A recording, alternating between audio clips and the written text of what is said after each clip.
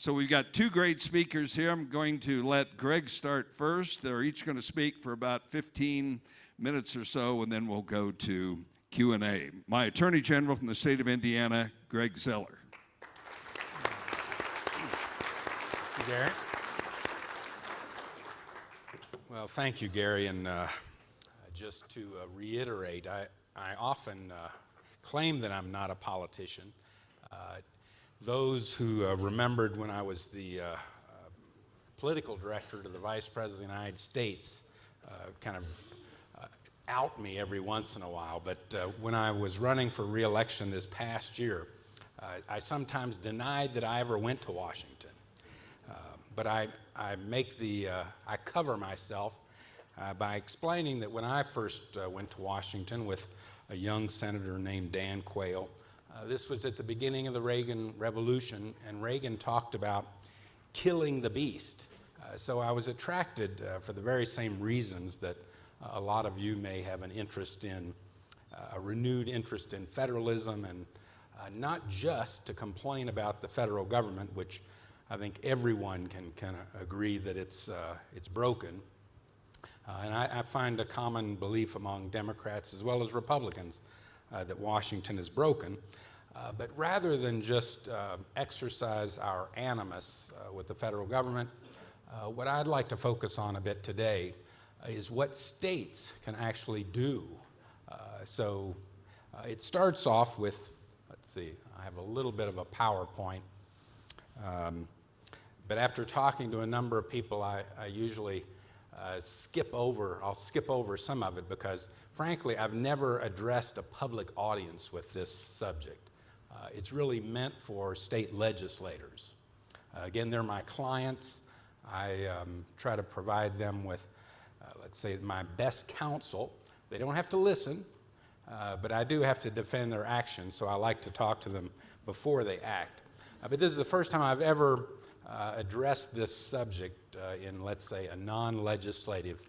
So I often have to talk about constitutional history and framework because, believe it or not, there are legislators who don't understand the Constitution as well as you all may.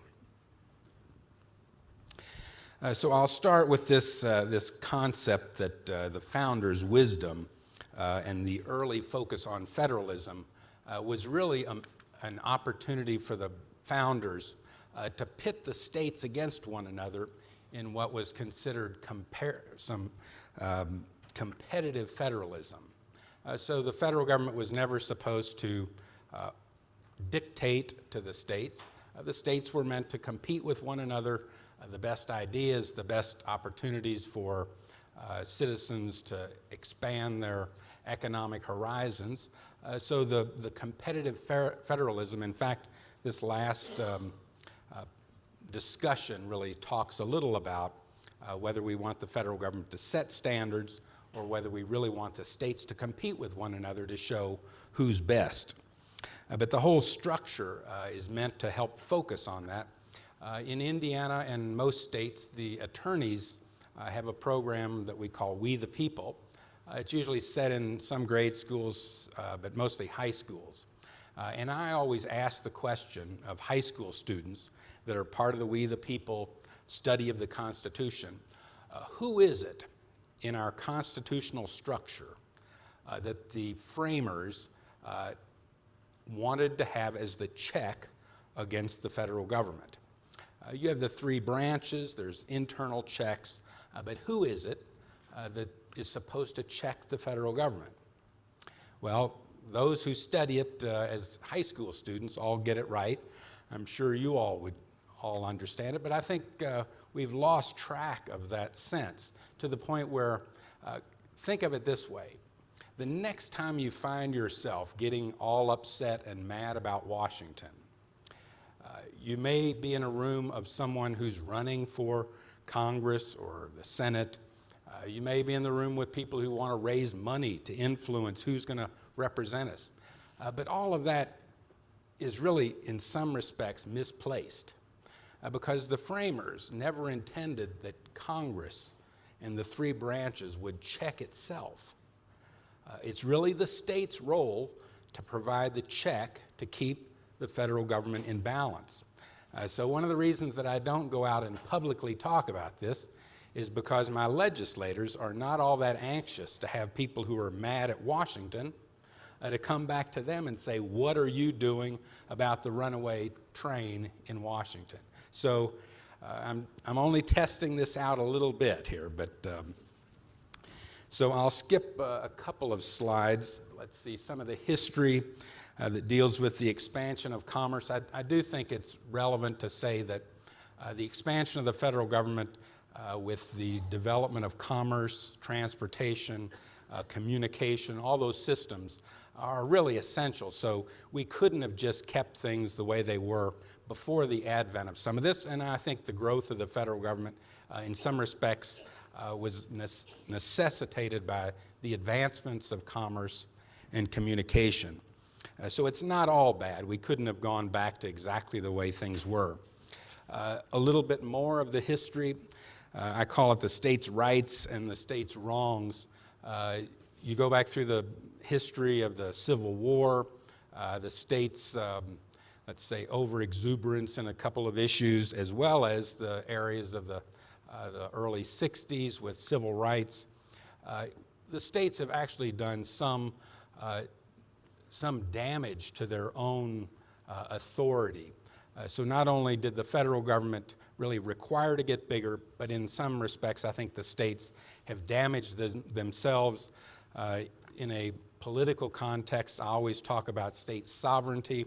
Nobody wants to talk about states' rights because it has that detrimental ring of a few eras where I think the states have actually damaged their authority.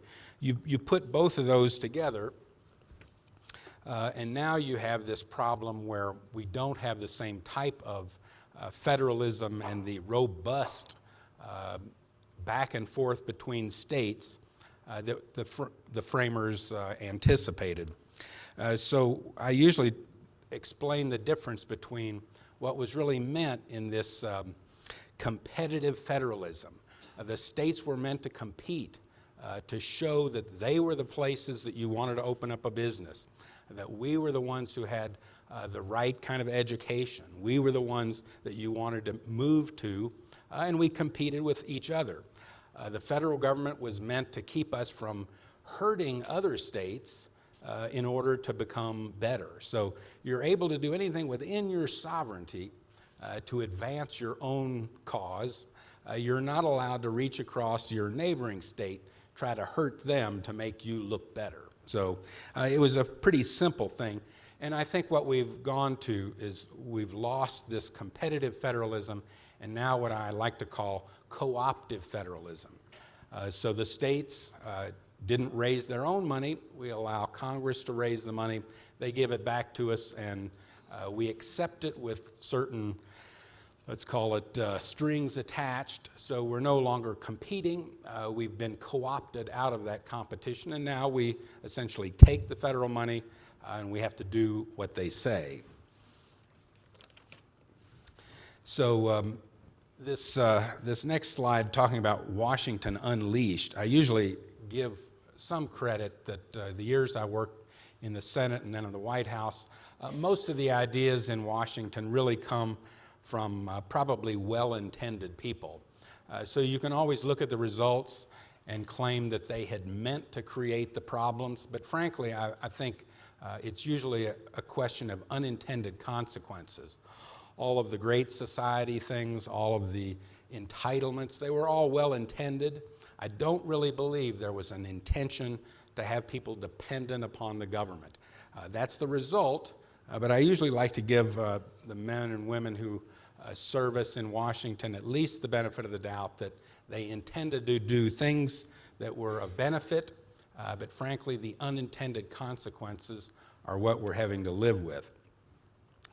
I talk a little about the power of attorney only from the perspective of the role of the Attorney General individually in our state, and I think I'm often in discussions about why did we take certain positions.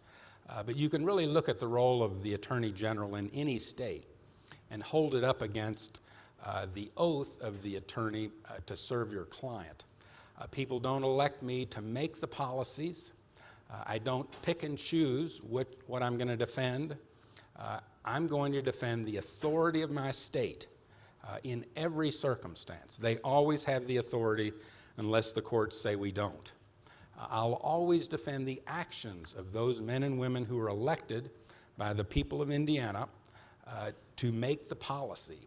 So again, I'm free to give them advice, usually behind closed doors. They can take it or leave it.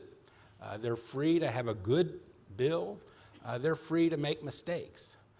But I'm there to defend the authority that they have to make those decisions for the people that have elected them. So when people don't like what I'm defending, I remind them that I take my client the same way that my wife takes me, and that's for better or worse. I'm not going to do, and I think you hold this up to the example of the current president and his Justice Department, where in the Defense of Marriage Act, which was a federal bill passed in the 90s, signed by then President Clinton, they didn't take the position that they weren't going to defend, which I find not within my view of the constitutional responsibility that I'm required to follow. But instead, they show up on the other side of the case and argue against the constitutionality of a duly enacted federal statute. Now, I don't know about you, but I'm reminded of I think it's Bob Dole who I remember saying this, but where's the outrage? If I were to pick and choose which side of the courtroom that I was going to sit on, whether I was going to argue in favor of the state's authority or the actions of the people I defend, or whether I was going to be on the other side and say, personally, I disagree, so I'm going to argue against my client's interests. So I've spoken a little bit too much on that, but really, if you look at some of the work that collectively the coalition of attorneys general, we often get together in coalition with one another and have a multi-state action against the federal government. I think 2 years ago I was on a panel talking about the case we had against the Affordable Care Act. That's a good example where, again, we may have our personal beliefs, but it was not really based on a defense of a policy position. It was based on the authority of states to take actions independent of the federal government's requirements. So as much as I was disappointed that it wasn't struck down as unconstitutional, there were a few things that we won on, which I think shouldn't be ignored. One was Justice Roberts says that the expansion of the Commerce Clause ends with this case. You can't continue to just cite the Commerce Clause and say that the federal government, since it has some minor nexus to commerce, that they can regulate everything, including requiring people to purchase insurance. So they couldn't find grounds, and I think it's good to say that there are still limits on this expansion of Commerce Clause authority. The other is on an issue that Indiana really helped lead on. It's on the fact that states as sovereigns shake hands with the federal government with our Medicaid. We've already been bought and paid for as far as current programs, so we have to comply with the federal rules. What was in the original Affordable Care Act was that states were threatened with a complete loss of all prior funding if we weren't to adopt the new rules under the Affordable Care Act. That was actually struck down. So that portion of it, which again, Indiana, it's this expansion of Medicaid at the threat of the loss of prior funding on a handshake deal that states had entered into years ago. So when Justice Roberts struck that portion of it down, now we have the debate in each state. Should we join? Should we try to get some ability to recreate a bit of that program in our own view? Are we just going to sit out and let the federal government do it? Now those are tough decisions by states, but I would argue that that's what a sovereign does. we make those decisions for the good of our own people. So there are some, let's say, rays of sunshine in the case, and particularly in some of the language on this expansion of Medicaid, where John Roberts really invites the states to do more. And it gets back to that original premise that I was starting with, is that states were meant to check the federal government. We can all be mad about it, but ask your states, what have you done? What are you doing? What are you planning on doing? So from the coalition, I'll talk a little finally about the reasserting this balance between the state's role and the federal government's role. The original question about who is to check the federal government and what can we do about it. If you go back to your original documents, you see that the U.S. Senate was meant to be the ambassadors of states' authority to protect our states.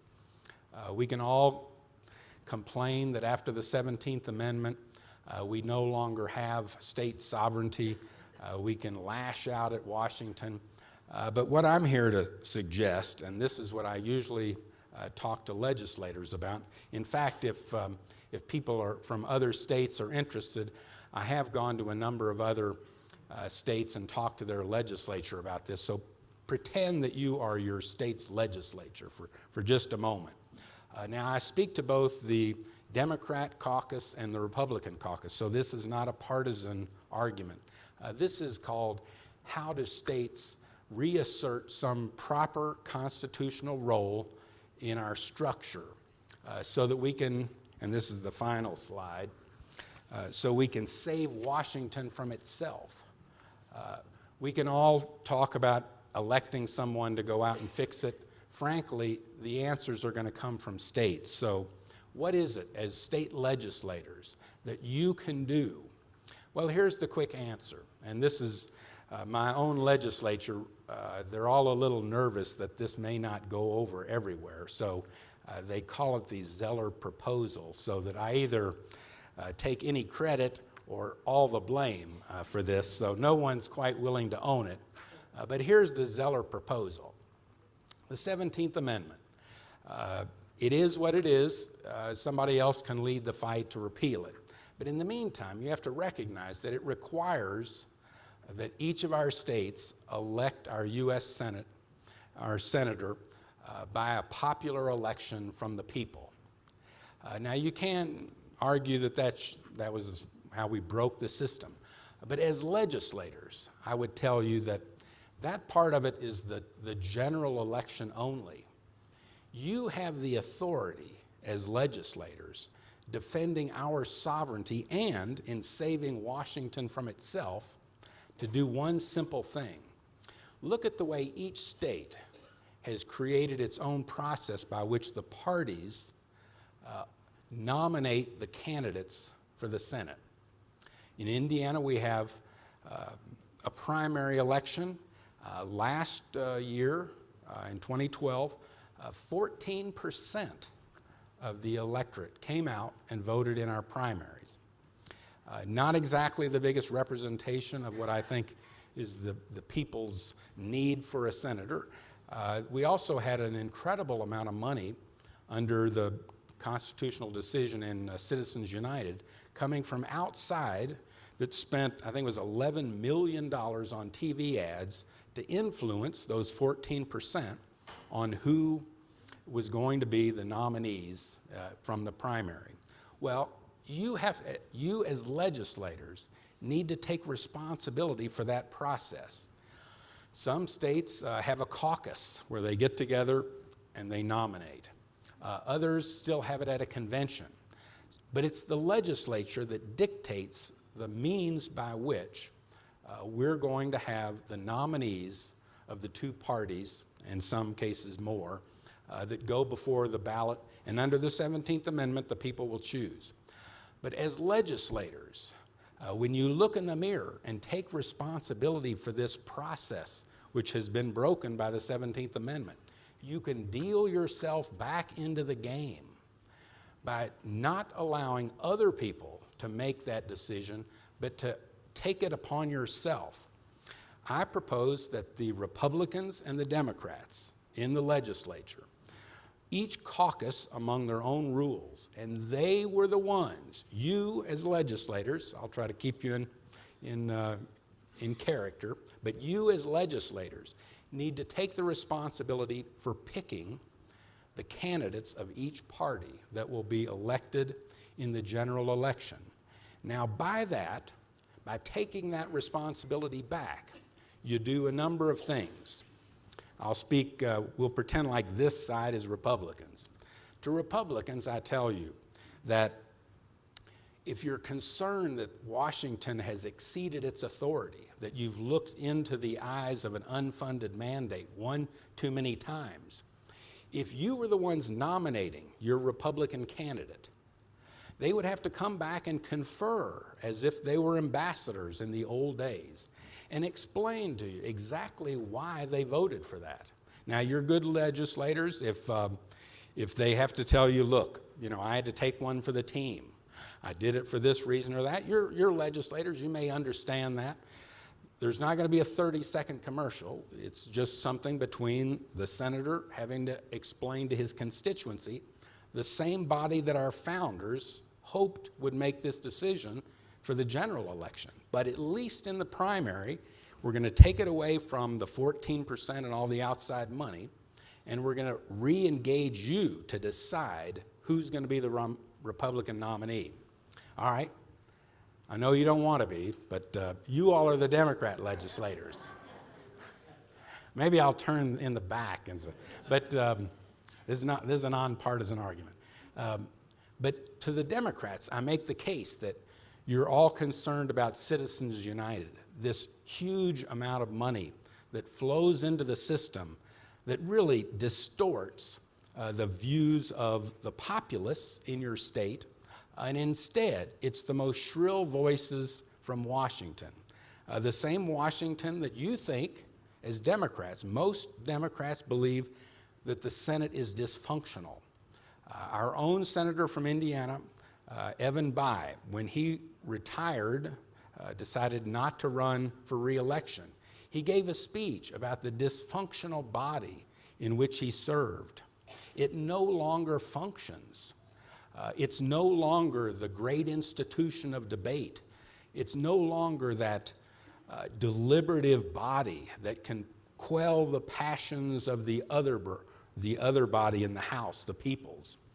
You're now in a position to reassert the proper role of the legislature to make sure that the decisions of who is going to be the candidate from your party is best left to those people who know the legislative process, that understands what it means to be a legislator. You can reassert your authority by picking the Democrat nominee. Now again, I speak to both. In the fall, those two nominees from each of the legislative caucuses will appear. The people still have their rights under the 17th Amendment to pick which of the two. But now, as you look forward, those members of the Senate will have to confer with each of the bodies, the Democrat and Republican caucuses, and explain their votes. They might even pick up the phone and call you and ask you what you think about a bill. Will they be passing legislation on unfunded mandates? I don't think so. I think you would be calling them saying, what in the world are you doing?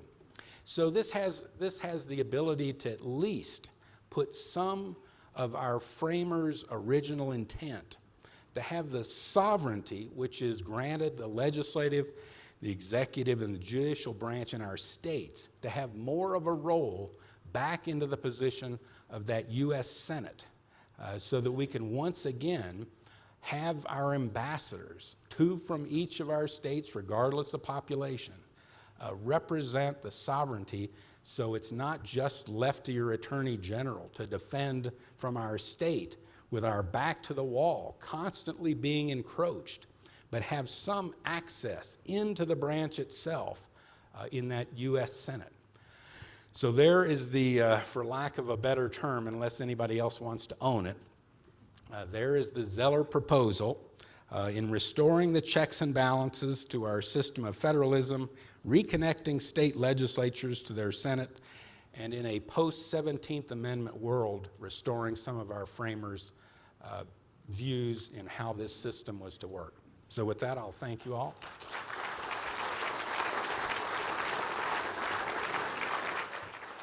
Yeah.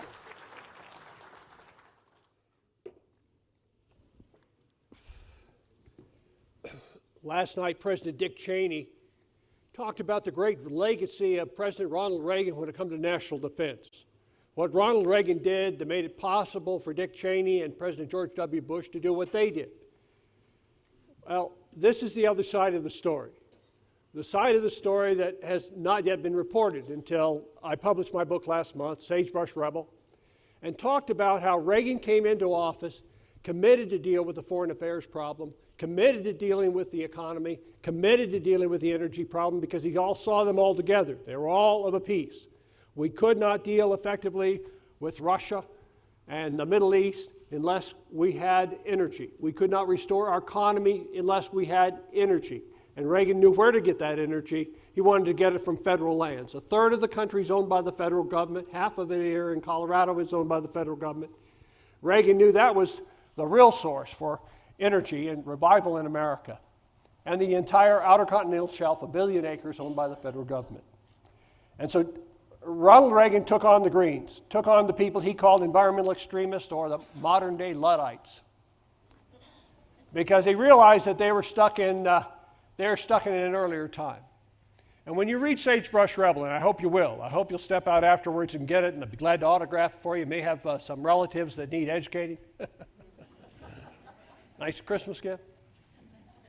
But you'll learn 3 things. Number 1, the environmentalists do not care about humans. And if you want proof on that, look what's happening to upstate New York today and what Yoko Ono is doing to the people of upstate New York, declaring them, condemning them to poverty. And this is not the way the conservation movement originally started. It originally started, of course, with conservation, people's need for food and fiber and water, or preservations people need for the spiritual, emotional, and psychological restoration, refreshment that they get when they go to visit God's great creation. But in the 60s and the 70s, the environmental movement changed radically. It changed radically, and people were the problem. The earth, the creation, was to be worshipped and not the creator. The second thing you'll learn is that the environmental extremists started today an arm of the Democratic Party. And they crossed that Rubicon in 1980 when they endorsed Jimmy Carter and opposed Ronald Reagan. And forever since, they've been that, an arm of the Democratic Party. The third thing you'll learn is the media's taken sides, especially on environmental issues, especially all this sky is falling rhetoric. And I say this in the context of a federal debate, a debate about federalism, simply because environmental extremists want all decisions on the environment to be made in Washington, D.C. They want all federal laws in Washington, D.C. Washington's easier to control. It's easier than dealing with 50 attorneys general. It's easier than dealing with 50 regulatory bodies. And that is why that is such an issue today. In August of 1986, Ronald Reagan had a meeting. He had a meeting in the Oval Office with Senator Chick Heck of Nevada and Senator Steve Sims of Idaho and the Secretary of Transportation, Elizabeth Dole. And that night, in his private residence, he wrote this in his diary. The 2 senators want to return speed laws to the states, and so do I. Liz is worried that lifting the federal 55-mile limit may lead to an increase in traffic fatalities. I held out on the side of turning power back to the states. It was none of Washington's business in the first place. I think Liz left a little upset. But the 2 Republicans were happy. So was I. Now, Reagan understood federalism, and Reagan might have been happy in August of 1986, but he would be very unhappy today. And so would our founding fathers. And whatever you call them, the Federalists or the Anti-Federalists, the Republicans or the monarchists, they all realized that the states were preeminent, and the federal government was a government of limited and enumerated powers. Not so today. Not so today. And I commend to you a book by Rob Natelson, a professor, now with the Independence Institute, on where our Constitution began, what our founders wanted, and where it is today. Well, Ronald Reagan recognized he knew what the Founding Fathers wanted, and so as an inaugural address, he said this: "It's my intention to curb the size and influence of the federal government and to demand recognition that the powers between the government and the federal government and those reserved to the states and the people are totally different. All of us need to be reminded that the states created the federal government. The federal government did not create the states." And so it was a few weeks after he met with the senators and with Elizabeth Dole that he signed the first executive order on federalism to make an emphasis on how important this was. It had fundamental federalism principles, including that liberty is best protected when the government is limited, limiting the size and scope of the federal government, protecting the relationship between sovereigns, meaning the federal government and the state governments, and including the recognition that in most areas of governmental concern, the states are uniquely poised as with the constitutional authority, the resources, and competence to discern the sentiments of the people and govern accordingly. That was Reagan's executive order. It will not surprise you to know that Bill Clinton came in and wrote his own executive order that vacated Reagan's. Well, Reagan, throughout his administration, sought to ensure that federalism ruled. And let me give you an example that has importance to us today. In 1977, Congress passed the Surface Mining Control and Reclamation Act. Now, this sounds like a little inside baseball, but it's not. It's called SMACRA, and the law was meant to ensure that all coal lands in the United States are restored. Well, several states were already doing an excellent job. The state of Pennsylvania, my home state of Wyoming, already were demanding that lands be reclaimed. But Congress said not everybody's doing it. We want to make sure everybody does it, but we want to protect state sovereignty, the ability of states like Pennsylvania and Wyoming who've already got it right. So we're going to allow them to have what's called primacy. There will be a federal law. It'll set out various standards, but at the end of the day, the state will run it according to its unique geography, geology, and climate. That was the law. That was the law that Jimmy Carter signed. And then Jimmy Carter adopted 500 pages of regulation that took away all states' rights, all state primacy. Not a single major coal-producing state in the country got primacy. They could not meet the standard. Reagan came in and we got rid of all those regulations. We said we're going to do what Congress intended for us to do. We're going to put the states in charge. We got rid of the regulations, and states as diverse as Virginia and West Virginia and Indiana and Illinois and Wyoming and Montana, they could all meet the requirements of the law with regard to reclamation in accordance with their own unique climate, geography, geology. Every state in the country that was a major coal producer got primacy. They were running their own programs. Now let's fast forward to where we are today. As part of the Obama administration's war on coal, they're now trying to take primacy away from the states. They're now trying to take the authority by the states to regulate coal mining.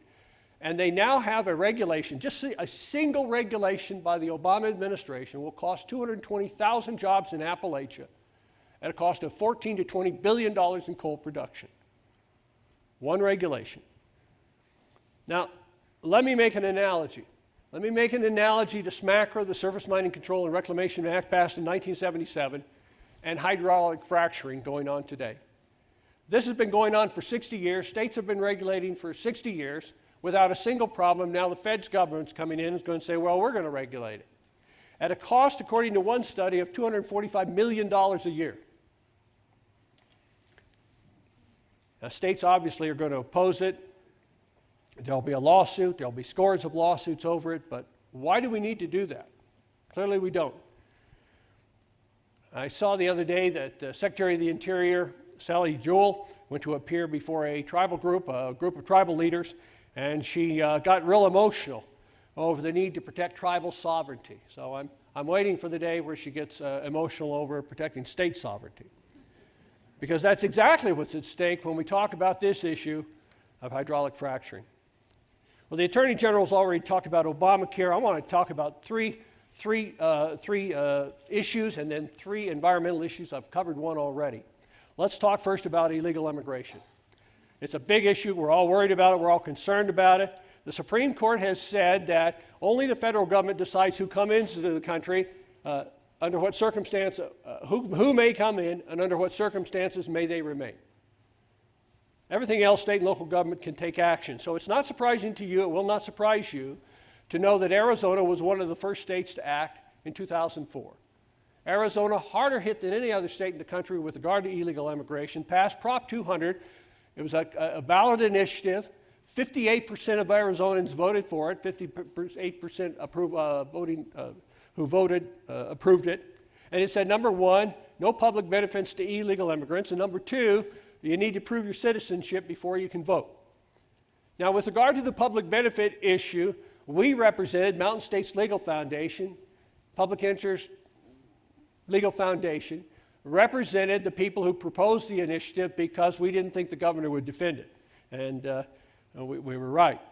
And we got to the Ninth Circuit Court of Appeals. The Ninth Circuit Court of Appeals agreed with us that the people who sued did not have standing, and so that case went away. Meanwhile, other local governments throughout the country, like Hazleton, Pennsylvania, and Fremont, Nebraska, started pass ordinances to deal with the problem. And the ordinances said, here in Hazleton, you can't rent to someone who's illegally in the country, and you can't hire them. And immediately, MALDEF, ACLU, Puerto Rican Legal Defense Fund, and others filed a lawsuit and headed up to the Supreme Court. About that time, the Supreme Court got a case out of Arizona called Chamber of Commerce versus Whiting, in which the Chamber of Commerce challenged Arizona's requirement that employers comply with E-Verify. And the Supreme Court ruled for Arizona and then reversed the lower court's opinion in the Hazleton case.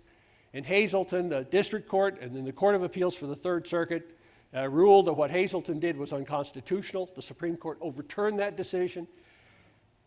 And then just days ago, the Third Circuit Court of Appeals issued another ruling in the Hazleton case, thumbed its nose at the Supreme Court, and said, yeah, it's still unconstitutional. The good news is on that issue, is simply that in Fremont, Nebraska, the Eighth Circuit Court of Appeals has upheld the constitutionality of a similar provision. Now, when you say, well, on what basis are these cases litigated? And it's under the Supremacy Clause. And the issue is, when has Congress preempted state authority? And let me go a little inside baseball on you here. There's a concept called obstacle preemption. And that's what the Supreme Court, or that's what the courts look at and say, does this interfere with what Congress is trying to do, the purposes and objectives of Congress? And what this allows is judges to do their mischief. It allows activist judges, liberal judges, what I call empathetic judges, who just feel so sad about everything, to say, well, maybe Congress wanted to do this. As I look at this statute, I think Congress wanted to do this. If Congress wants to preempt state law, Congress needs to say, we hereby preempt state law, and not leave it up to the courts.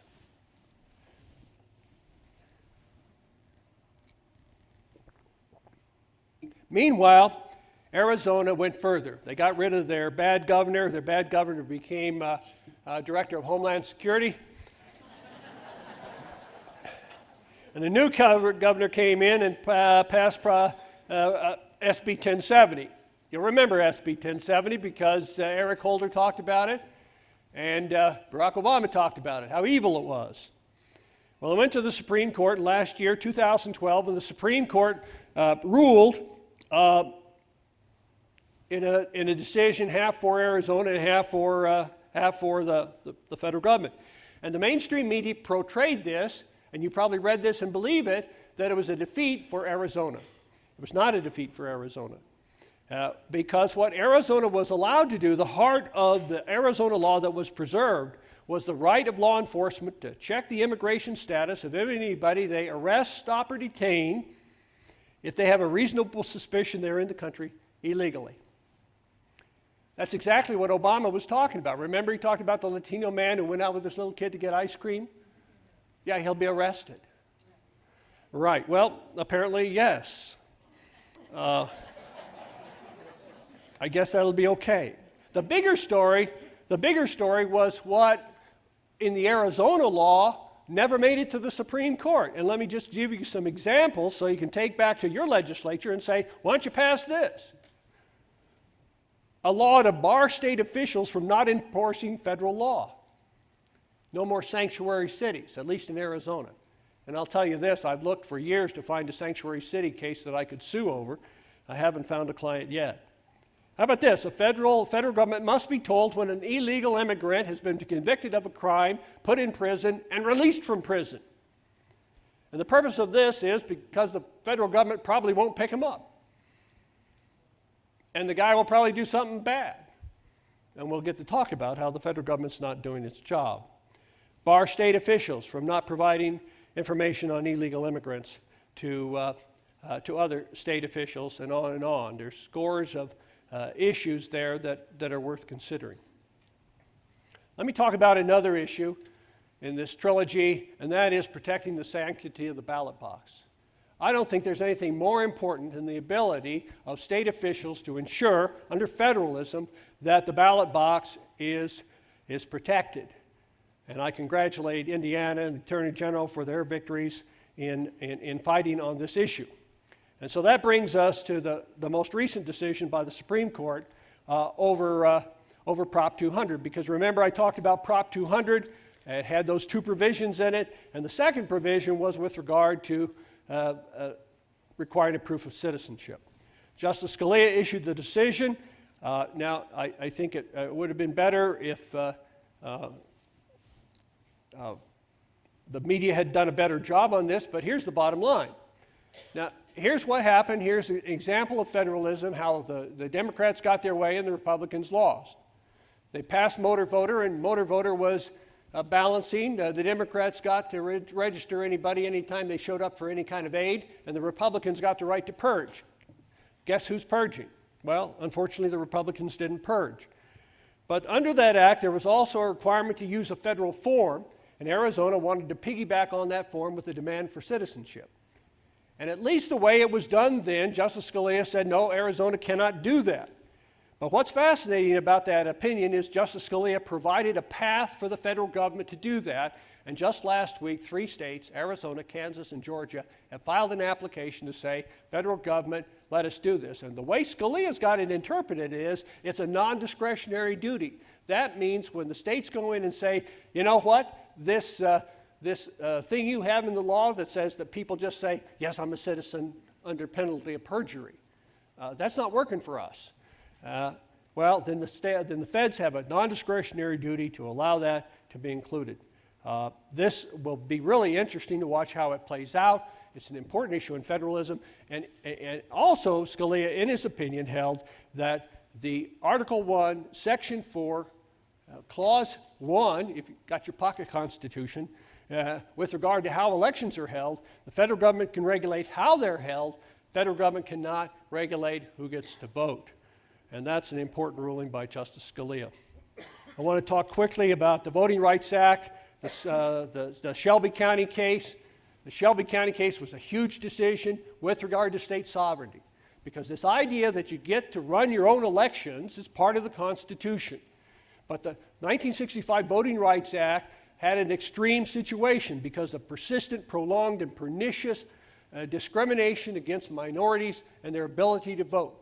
So in 1965, Congress said, and the Supreme Court said, yes, you can. We're going to make sure that there's no more of that discrimination. Fast forward to 2006, a lot has changed. Unfortunately, Republicans could not wait to pass an extension of the Voting Rights Act of 2006. In 2009, the Supreme Court warned the Congress, warned the executive branch, we think Section 5 is unconstitutional of the Voting Rights Act. You better clean it up. They didn't clean it up, and in this year, the Supreme Court 5-4 decision declared the Voting Rights Act, Section 4, that covers jurisdictions.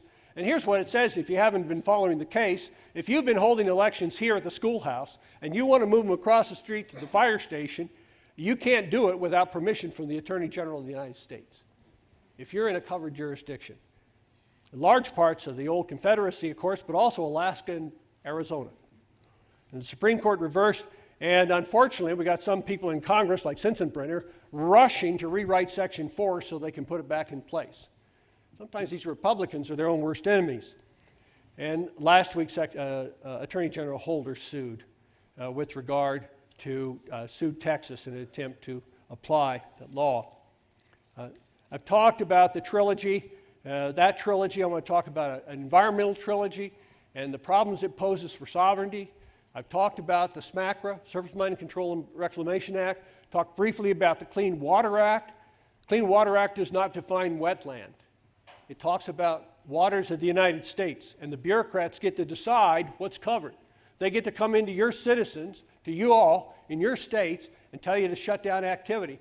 And worst of all, you could not sue the government when it did that until the Supreme Court rectified that last year in a 9-0 decision involving Mike and Chantel Sakic out of Idaho.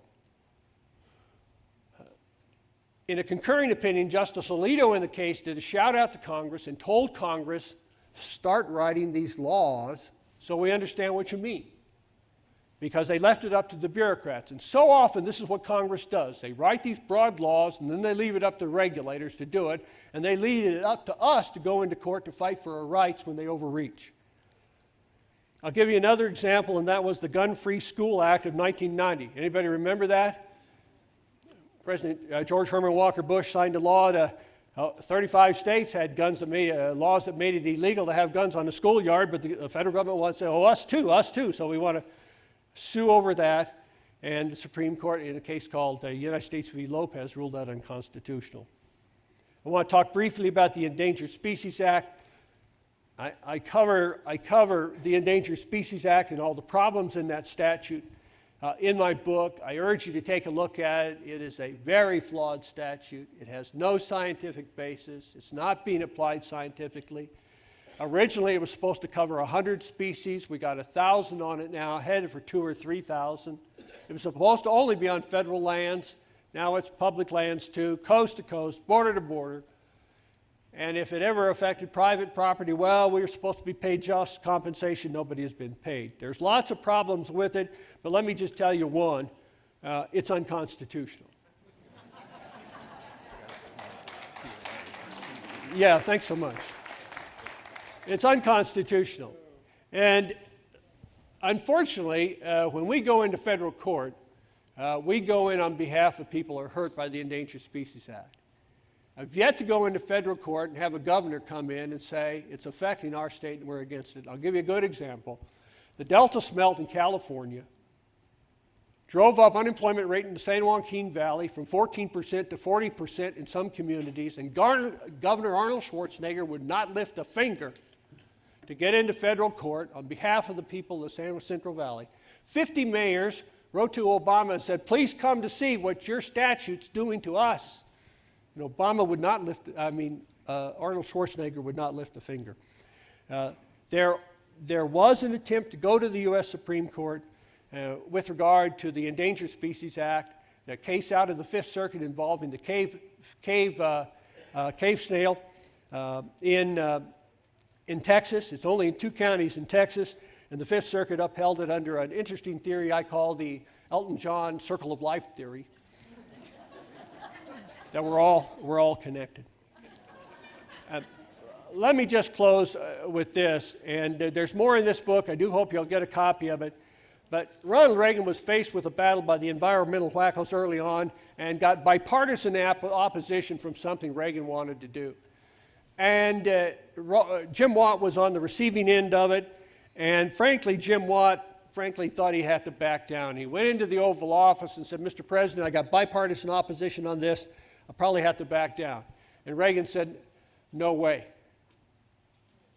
And then he said something that became a part of his second inaugural address, which was, if not you, if not us, who? If not now, when?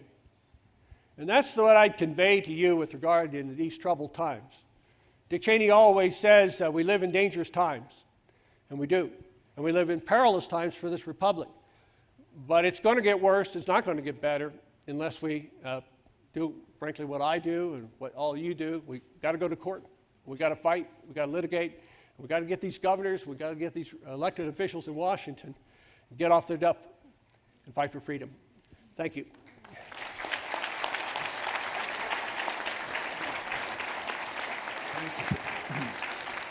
Thank you, Perry. Yeah. And thank you, Greg. Again, I'll remind you that Perry will be out there signing copies of his book. We're going to take a few minutes for Q&A. We've got a microphone over here. I'm going to be on this side. I'll ask one question just to get it started. I hate to sound like I'm looking for a silver bullet, but just as an example, what Greg recommended is something that sounds brilliant to me and could work. It's not going to be very quick. Is there something, some kind of issue right now, for instance, the energy question here in the West, that could get some of the legislatures moving fast enough to try to block the federal government? I mean, this is something that money is behind, which is one of the few things that can really move people. Is that a possibility, or some other issue that could bring this issue to the fore more quickly? Either one of you. Well, I don't mean to suggest by my proposal that I'm going to quit suing the federal government anytime soon. So I do think that there's a number of attorneys general that are already looking at challenges on EPA regulation. Some of us will be up in North Dakota later next month about some of their federal regulatory issues on fracking. So again, I did not mean to say that there's a silver bullet, that we still need to challenge the federal government, the role of attorneys general. We do have the unique standing role that whether the governor or the legislature really asks me to do this, I'm separately elected, and I can make the decision that we're going to bring an action on whether it's Obamacare or EPA or any of the other cases, uniquely apart from the other branches of government. So I did not mean to suggest that my proposal was the only effort we're going to make. I'm involved in a lot of the litigation that Perry talked about, and I'll continue to look for those opportunities. But we have to quit playing defense and waiting for it to come to us and going to court to try to stop. And we need to get back to the role where our legislature is represented in Congress.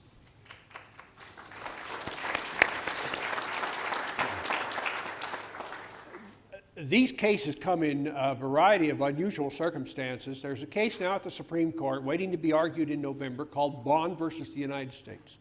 Very unusual fact pattern. A woman found out that her husband was having an affair, and she tried to kill the object of his affection. She was prosecuted under a federal law with regard to chemicals that was enacted as a result of a need to comply with a treaty into which the United States had entered. Her attorneys argued that the treaty law violated the 10th Amendment because, after all, Pennsylvania had very good laws about prosecuting people who try to kill people. And the federal government, the district court and the Third Circuit Court of Appeals all held she could not raise the 10th Amendment because, after all, she's not a state, she's just a woman. She's just an individual. She's just a defendant. It got to the Supreme Court, and Justice Kennedy, and I commend the decision to you, in a remarkable decision held that the 10th Amendment was written to protect our freedoms. It was not written to protect the prerogatives of the state government. It wasn't written to protect Pennsylvania. It was written to protect Mrs. Bond. And so he ruled that she could raise the defense. The case went back to the Court of Appeals. It's now back at the Supreme Court, and it's entirely possible the ability of Congress to pass laws simply because, oh gosh, we're forced to do it because we signed a treaty. Well, maybe Congress won't be able to do that anymore. Now, obviously, the treaty issue is not as bad as the Commerce Clause jurisdiction or the necessary and proper jurisdiction, but here's just a little, maybe a chink in the armor, maybe, that we could take on, and so I looked at that. So there's a lot, every opportunity we can find to push freedom in major cases, we need to do it, and it came from an unusual source, Justice Kennedy. You don't usually think of him as doing something like this, but he did. One comment, the amount of common sense that is available in this room is probably the highest concentration in the state of Colorado right now. But let me give you an example, and Mr. Pendley, on something that you said about the Endangered Species Act. Right. In Routt County, Colorado today, there is an oil well that has been drilled and completed, and not one barrel of oil has been produced from that, primarily because of the greater sage-grouse. Okay. There are 2 game management areas within yards of this well, within meters of this well, that where anyone in this room who has a hunting license can go, take a shotgun, and kill 2 greater sage-grouse. Right. I'm sorry, but does that make common sense? Well, you're absolutely right. I didn't have time to get into all the problems of the statute. It's totally crazy. Ralph Roy Ramey, who's a scientist who blew the whistle on the so-called Prebles Meadow jumping mouse, said that if the federal government applied the same standard to Homo sapiens that it applies to the Prebles Meadow jumping mouse, there'd be multiple distinct population segments of Homo sapiens. The federal government engages in the kind of mischief you talked about, where there's an abundance of the critter somewhere, but not just here. So they say, well, it's endangered here. Or they'll go to an area where, as a result of unusual climatic conditions, a species moved in, like the lynx coming into southern Colorado. It was never a habitat in southern Colorado, and they say, well, that's their habitat. Or they'll take a species that's along the border with Mexico or Canada. It thrives in Canada, thrives in Mexico, but maybe there's not many of them in our country. They say, well, it's endangered there. So I laid out in my book, there's much mischief going on. This is a message that needs to get to the American people, because most folks don't understand that. They think these fish and wildlife people know what they're doing. Yeah.